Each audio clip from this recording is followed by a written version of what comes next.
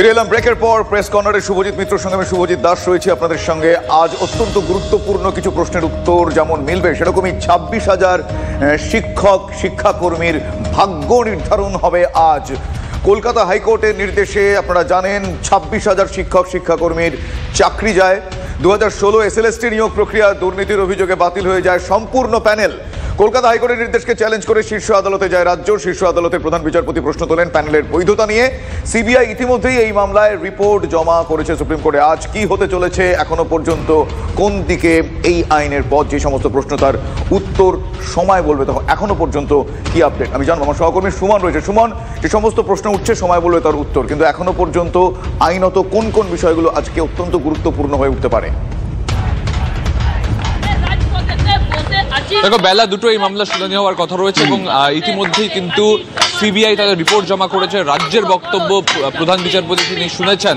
সেই জায়গায় দাঁড়িয়ে আজকে কিন্তু যারা এফেক্টেড টিচার্স তাদের আইনজীবীরা কথা বলবেন এবং যারা যোগ্য, যারা বলছেন তারা কোনো দুর্নীতির তালিকায় তাদের নাম নেই, তবু কেন তাদের চাকরি চলে গেল, সেই শিক্ষকরা কিন্তু ইতিমধ্যেই দেখতে পাচ্ছ 1 মাস ধরে ওয়াই চ্যানেলে, ধর্মতলার ওয়াই চ্যানেলে তারা কিন্তু অবস্থান বিক্ষোভ চালিয়ে যাচ্ছেন। তারা এখানে রাত জাগছেন শীতের মধ্যে এবং তাদের শুনানির দিকে কিন্তু তাদের নির্দিষ্ট চোখ রয়েছে। তার কারণ তারা জানতে চান যে আর কতদিন তাদেরকে এভাবে বসে থাকতে হবে। তার কারণ দীর্ঘদিন ধরে তারা কিন্তু বলছেন যে তারা বঞ্চিত হচ্ছে এবং সেই জায়গায় দাঁড়িয়ে তাদের কিন্তু বারবার এই সমস্যা মুখোমুখি হতে হচ্ছে। আমি কথা বলবো, আমার সাথে একজন রয়েছেন। আজকে তো শুনানি রয়েছে, কি এক্সপেকটেশন? আমরা চাইছি যে আজকে রেসপন্ডেন্টরা বলবে, মানে বিকাশ রঞ্জন ভট্টাচার্য, মানিন্দর সিং বা সিবিআইও বলতে পারে। তো আমরা চাইবো যে তাদের দাবিটা এটা হোক যে সেগ্রিগেশনটা যেন হয়। তারাও দুর্নীতিগ্রস্তদের বিপক্ষে মানে অবশ্যই থাকবে, তো সেই জায়গায় সেগ্রিগেশন করে যোগ্যদেরটা রাখা হোক। আর আমরা চাইবো তারা যেন কোনো ভুল তথ্য দিয়ে করতে মিসগাইড না করে।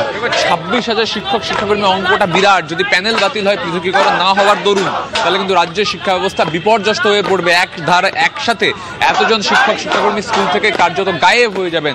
সেই জায়গায় দাঁড়িয়ে আজকের শুনানিতে কি হয় সেদিকে নজর থাকছে। পাশাপাশি এই 32 দিন ধরে অবস্থানরত শিক্ষকরা তারা কি আদৌ স্কুলে ফিরতে পারবেন নাকি তাদের ঠিকানা হচ্ছে ফুটপাত, সেটাও কিন্তু আজকের শুনানি থেকে উত্তর মিলবে। শুভজিৎ, একদমই তাই। সেই শুনানির উত্তর এখনো পর্যন্ত যে প্রশ্নগুলো এই মুহূর্তে অত্যন্ত গুরুত্বপূর্ণ হয়ে দাঁড়িয়েছে এবং তুমি যেরকমটা বললে ঠিকই তাই। রাজ্যের শিক্ষা ব্যবস্থা এই মুহূর্তে প্রশ্নেরও সম্মুখীন। সময় বলবে এর উত্তর। আপাতত তোমায় ধন্যবাদ জানাই সুমন। এদিকে সঞ্জয় সর্বোচ্চ সাজা চেয়ে হাইকোর্টে চলছে জোড়া মামলা শুনানি। রাজ্যের পর হাইকোর্টে দ্বারস্থ সিবিআইও। শিয়ালদা আদালতের রায়কে চ্যালেঞ্জ জানিয়ে হাইকোর্টে যায় রাজ্য। রাজ্যের এখতিয়ার নিয়ে প্রশ্ন তোলে সিবিআই। সর্বোচ্চ সাজা চেয়ে আদালতে আসতে পারে রাজ্য, জানিয়ে দিলেন বিচারপতি। মামলায় নিজেদের বক্তব্য জানাবেন তিলোত্তমার বাবা মা। ইতিমধ্যেই শুনানি শুরু হয়ে গেছে, শুনানি চলছে। শুনানির দিকে নজর রয়েছে আমাদের। আপনাদের একেবারে লাইভ আপডেট আমরা পরপর দিয়ে যাব, যে খবর আমরা পাবো সূত্র মারফত। নিঃসন্দেহে আজকে অবশ্যই নজর রয়েছে আমাদের প্রত্যেকের হাইকোর্টের দিকে, কারণ সঞ্জয় সর্বোচ্চ সাজা চেয়ে হাইকোর্টে চলছে জোড়া মামলা শুনানি। লাইভ আপডেট নেব সিজারের কাছ থেকে। সিজার, দেখো, আজকের যে শুনানি, সেই শুনানিতে মূলত কিন্তু এখনো শুনানির বিষয় হচ্ছে এই মামলা গ্রহণযোগ্য কিনা। কারণ সিবিআই রাজ্যের যে আপিল, সেই আপিলের বিরোধিতা করেছে, উল্টো দিকে রাজ্য পাল্টা বিরোধিতা করেছে সিবিআই আপিলের। এবং সেই গ্রহণযোগ্যতা প্রশ্নেই সিবিআই আইনজীবী এসবি রাজু তিনি দাবি করছেন যে রাজ্যের এই আপিল বা রাজ্যের আবেদন গ্রহণযোগ্য নয়, কারণ স্বাভাবিকভাবে এই তদন্তের সঙ্গে কোনোভাবে রাজ্য যুক্ত ছিল না। অন্যদিকে রাজ্যের দাবি যে হাইকোর্টে পাবলিক প্রসিকিউটর অর্থাৎ সরকারি আইনজীবী হিসেবে সরকারি আইনজীবী রাজ্যের পক্ষ থেকে নিযুক্ত আছে। গোটা ঘটনা রাজ্যের, এবং সেই জায়গা থেকে রাজ্যই একমাত্র এই ঘটনার আপিল করতে পারে। এবং সেই জায়গা থেকে রাজ্যের যে আবেদন করার এখতিয়ার রয়েছে সেটাও খানিকটা ক্লিয়ার করে দিয়েছেন বিচারপতি দেবাংশু বসাক। এবং সেই যে শুনানি, সেই শুনানি এখনো চলছে। ধন্যবাদ সিজার। বেশ কয়েকটা পলিটিক্যাল রিয়াকশন আমরা পেয়েছি, কে কি বলেছেন শোনাই পরপর। প্রথম কথা হচ্ছে যে তদন্তকারী সংস্থার কাজ হচ্ছে সর্বোচ্চ শাস্তি পাইয়ে দেয়া। পশ্চিমবঙ্গ সরকার কি কেন গেছে, কি গেছেন সেটা পশ্চিমবঙ্গ সরকার বলতে পারবেন, কিন্তু আমার মনে হয় পশ্চিমবঙ্গ সরকার একটু বেশি তাড়াহুড়ো করে গেছে। তদন্তকারী সংস্থা যেহেতু শিয়ালদা কোর্টের রায় নিয়ে খুশি নয়, সেই জন্য তারা হায়ার কোর্টের কাছে গেছে যে তারা ক্যাপিটাল পানিশমেন্ট চাইছে, সেটা তাদের এখতিয়ারের মধ্যে পড়ে। সেক্ষেত্রে পরিবারের সাথে আলোচনা করার কোনো লিগ্যাল বাইন্ডিংস আছে বলে আমার জানা নেই। যারা আইন বিশেষজ্ঞ তারা বলবেন। সিবিআই তদন্ত চালিয়ে যাবে এবং সাপ্লিমেন্টারি চার্জশিটও দিতে পারে, দেবে কিনা জানি না, কিন্তু দেবার এখন সুযোগ আছে। অতএব তার সঙ্গে রাজ্য সরকারের এই মামলায় ওদের ফাঁসি চাইবার কি কারণ তা আমি তো বুঝতে পারছি না। এগুলো হচ্ছে ইন্টারজেক্ট করা, মানে একটা মামলায় আমি পক্ষ নই, সেই মামলায় ঢুকে গিয়ে পক্ষ হওয়ার চেষ্টা করা, এই ধরনের জিনিস সাধারণত আদালত গ্রহণ করে না যদি না যথেষ্ট কারণ থাকে, এবং আমি তো কারণ কিছু দেখতে পাচ্ছি না। এর আগে আন্দোলনরত ডাক্তারদের আক্রমণ শানিয়েছিলেন তারা, এবার তৃণমূলের আক্রমণের মুখে তিলোত্তমার বাবা মা। কুণাল ঘোষের পর এবার তিলোত্তমার বাবা মাকে নিশানা করলেন মন্ত্রী ফিরহাদ হাকিম। মেয়ের শোকে ওর এখতিয়ার বহির্ভূত কিছু বলা উচিত নয়। এবার রাজনীতি করছেন মুখ্যমন্ত্রী, কারো দয়ায় কুর্সিতে বসেননি, বাংলার মানুষের সমর্থনে বসেছেন। তিলোত্তমার বাবা মায়ের প্রতি ঠিক এহেন মন্তব্য শোনা যায় ফিরহাদ হাকিমের তরফ থেকে। কি বলেছেন তিনি, শোনাই আপনাদের। উনি কি দেখেন, আমরা অত্যন্ত সহানুভূতি ওনার প্রতি। ওনার মেয়ে এরকমভাবে মারা গেছে, আমরা সবাই তার প্রতিবাদ করছি এবং আমরা সবাই ফাঁসির সাজা চাই যে খুনি তাকে। কিন্তু তার মানে ওনার পুত্রীর শোকে এমন কিছু বলা উচিত না যেটা ওনার এখতিয়ারের মধ্যে পড়ে না। উনি এখন হয়ে গেছেন যাদের পাল্লায় পড়েছেন, এবার ওনারা পলিটিক্স করছেন তাকে নিয়ে, এটা ঠিক না।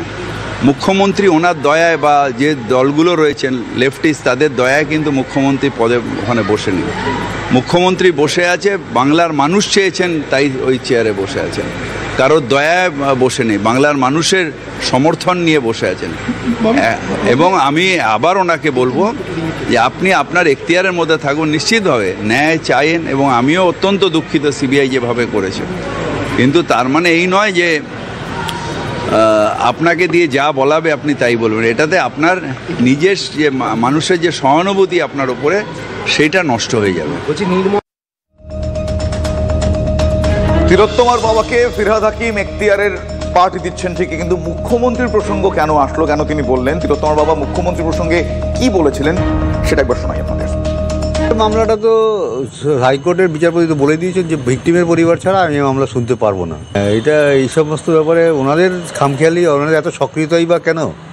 মানে বিচারের রায়ের কপি ঠিক মতন আমরা পড়তেই পারলাম না, আর ওনারা হাইকোর্টে আবার নতুন করে মামলা করে দিলেন। আমাদের তো 1 মাস টাইম ছিল সঞ্জয়ের বিরুদ্ধে কিছু করার। কি গেম খেলছেন উনি সেটা জানেন, উনি তো সবসময় খেলেন। কি গেম খেলা হয়, উনি সবসময় খেলা হওয়া নিয়ে তো ব্যস্ত থাকেন। এই ধরনের কিছু একটা চিন্তা ভাবনা করছেন, খেলা করছেন। কিন্তু কুণাল ঘোষ কি মনে করছেন? কুণাল ঘোষ মনে করেন যে তিলোত্তমার বাবা মা রাজনৈতিকভাবে প্ররোচিত হয়ে এই ধরনের বিবৃতি দিচ্ছেন। কি বলেছেন কুণাল, তার মুখ থেকে শুনুন। দেখুন, ওনারা সম্পূর্ণভাবে রাজনৈতিক উদ্দেশ্য প্রণোদিতভাবে প্ররোচিত হয়ে বিবৃতি দিচ্ছেন। তথ্য প্রমাণটা ঠিক ছিল বলেই তো মাননীয় বিচারক তথ্য প্রমাণের ভিত্তিতে দোষী সাব্যস্ত করেছেন। ফলে এখন কিছু উদ্দেশ্য প্রণোদিত মহল, তারা ইচ্ছাকৃতভাবে বাবা মার শোককে বিভ্রান্ত করে বিপথে চালিয়ে তাদের কিছু নিজেদের উইশ লিস্ট, নিজেদের এজেন্ডা মতো বিবৃতি দিয়ে ইস্যুটাকে বিকৃত করতে চাইছেন। তৃণমূলের শুনলেন আপনারা কুণাল ঘোষ কি বলছেন। কিন্তু ফিরহাদ হাকিম তিলোত্তমার বাবাকে এখতিয়ারের কথা বলেছেন, কিন্তু এই এখতিয়ার প্রসঙ্গে তিলোত্তমার বাবা ফিরহাদ হাকিমকে কি উত্তর দিচ্ছেন, কি বলছেন শোনাবো তার থেকে। প্রতি কথাই বলেন, এটা বললাম তো এখতিয়ারটা যে কি জিনিস। আজকে প্রজাতন্ত্র দিবসে ওনার কাছে আমি শিখবো না, একটু প্রজাতন্ত্র দিবস সম্বন্ধে আমার একটু অভিজ্ঞতা এবং শিক্ষা আছে আমার, এই কথাটা ওনার থেকে শিখবো না আমি। এবং উনি আমার বিরুদ্ধে যখন মন্তব্য করবেন, আশা করি শিয়ালদা, আমি যে কথাটা বলছি বারবার করে, শিয়ালদা কোর্ট যে রায় দিয়েছে